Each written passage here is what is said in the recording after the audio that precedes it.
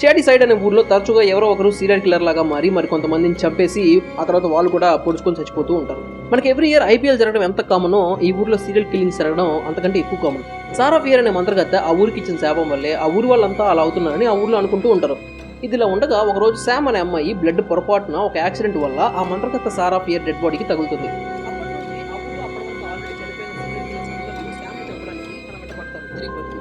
నిజానికి శామ్ ఒక bisexual person. అంటే ఆ అమ్మాయికి అమ్మాయిల మీద ఫీలింగ్స్ వస్తుంటాయి, ప్లస్ అబ్బాయిల మీద కూడా ఫీలింగ్స్ వస్తుంటాయి.